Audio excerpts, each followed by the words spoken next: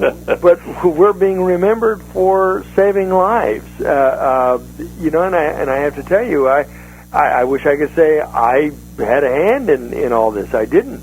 I was just this lucky kid who was 20 years old when I was cast in the show, and 21 when I turned 21 when the show was being shot, when the pilot was being shot.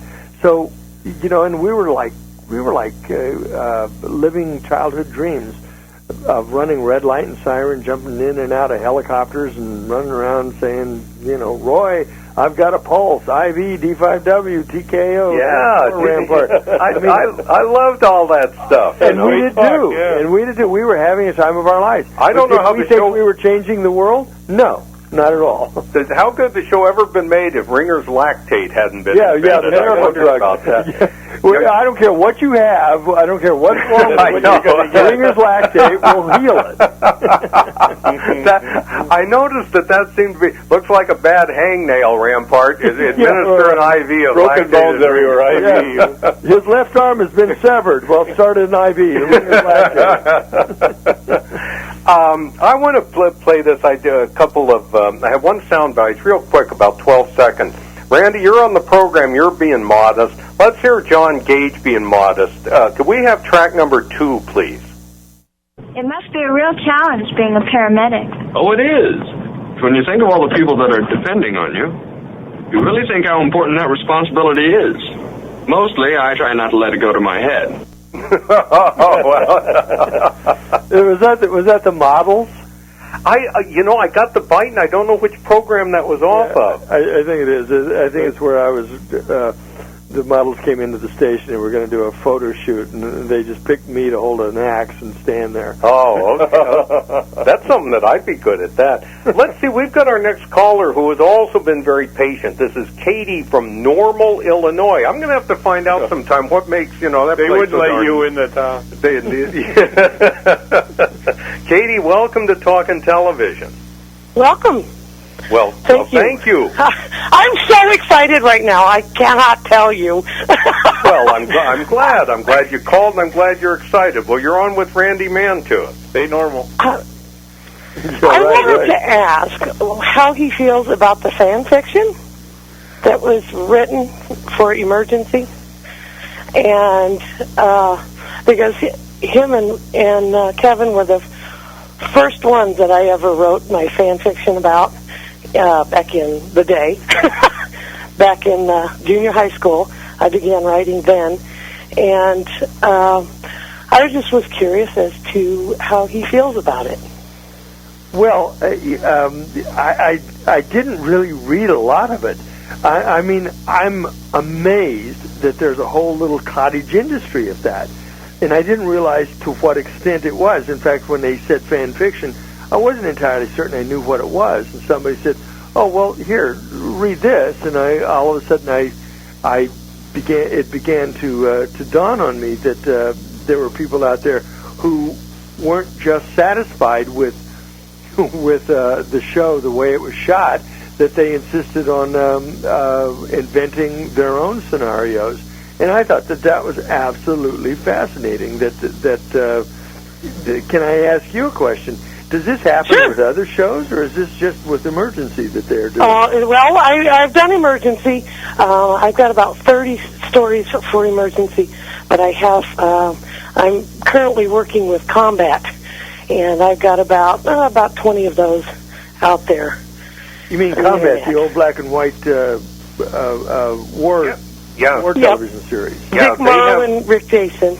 They have several of the groups. Fan fiction's getting to be a popular item or a popular thing. I've seen it with some of the westerns as well, but I've always taken it as very much. And Katie, you correct me, as really a way of honoring the program, because you don't want to let it go. The program might be ended and it's gone, but you can let your imagination carry it on. Right? That's kind of how we look at it. We sit there and we have the guys whispering over our shoulders. Johnny Cage was chewing juicy fruit gum behind me while I was writing my stories. So, I mean, it's just one way to carry the story on, I guess. Who's your favorite character in Emergency?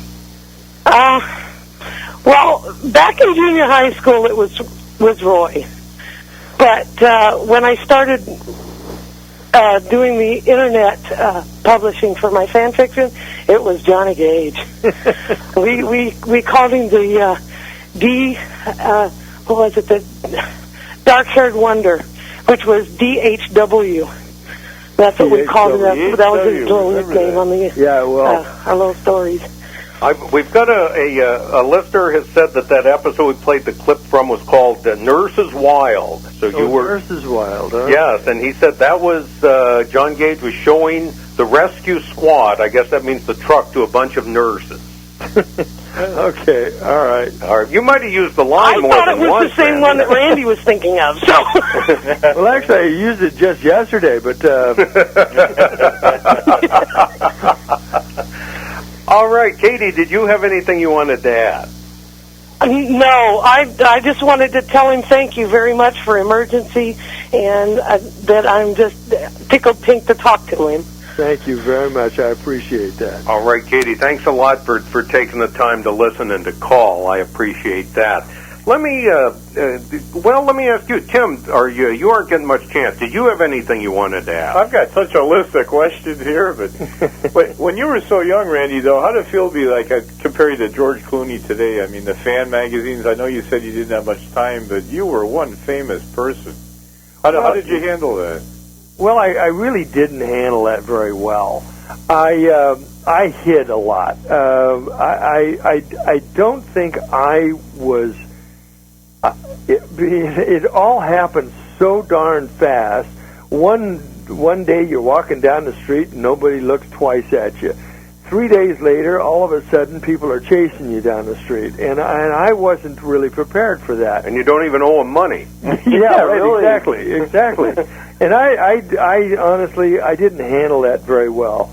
And it took me a long time to kind of get over myself. All it took was just stop, smile, say thank you, and then move on.